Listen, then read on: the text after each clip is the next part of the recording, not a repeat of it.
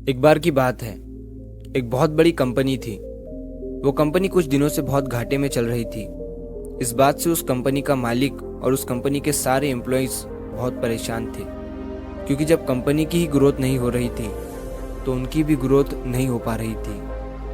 अब उस कंपनी के सारे लोग इस बात से परेशान थे कि आखिर किस कारण से हमारी कंपनी की ग्रोथ रुक सी गई है। सारे लोग उस कारण को ढूंढने में लगे थे।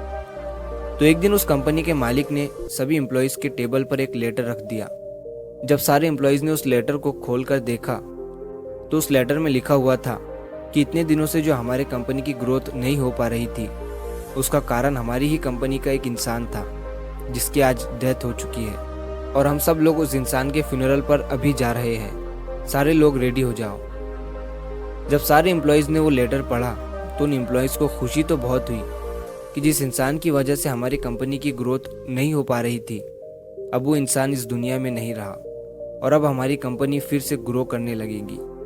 लेकिन वो सारे लोग थोड़ा दुखी भी हुए कि जो भी था तो हमारी ही कंपनी का इंसान, और आज उसकी डेथ हो चुकी है। तो उस कंपनी के मालिक ने सारे एम्प्लॉयज़ को एक जगह जमा किया और वो सब मिलकर उस इंसान के फ्यूनरल पर गए।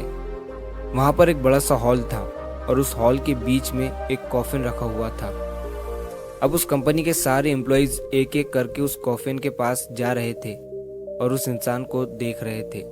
सारे एम्प्लॉयज़ ये देखने के लिए उत्सुक थे कि आखिर वो इंसान कौन था।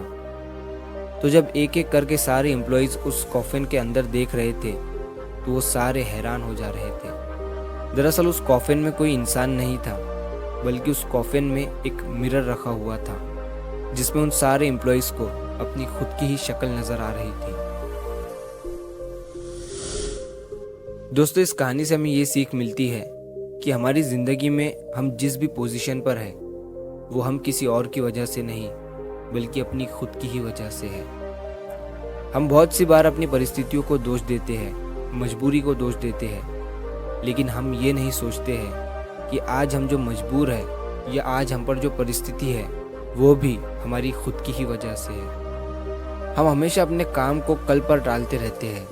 काम करने का भी मूड नहीं है, ये सब बहाने देकर हम खुद को ही कभी आगे नहीं बढ़ने देते हैं। अगर हम अपने काम में अपना 100% नहीं देंगे तो हमारी ग्रोथ कभी नहीं हो सकती। सपने तो हम बहुत बड़े बड़े देख लेते हैं, लेकिन बाद में हमें खुद पर ही शक होने लगता है कि क्या ये मेरे सपने सच हो पाएंगे, क्या मैं इन सपनों को सच कर पाऊंगा।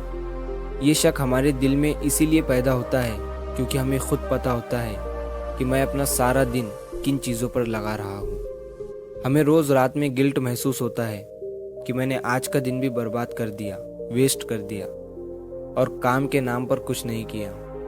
अगर आप भी चाहते हो कि आपको वो गिल्ट महसूस ना हो तो आपको उन बहानों को साइड में रखकर अपने काम पर फोकस करना पड़ेगा। और वो कहते हैं ना कि मेहनत इतनी खामोशी से करो कि कामयाबी शोर मचा दे। तो अगर आप इस कहानी को और भी लोगों तक पहुंचाना चाहते हो तो इस वीडियो को लाइक करिए ताकि YouTube इस वीडियो को और भी लोगों तक पहुंचाए।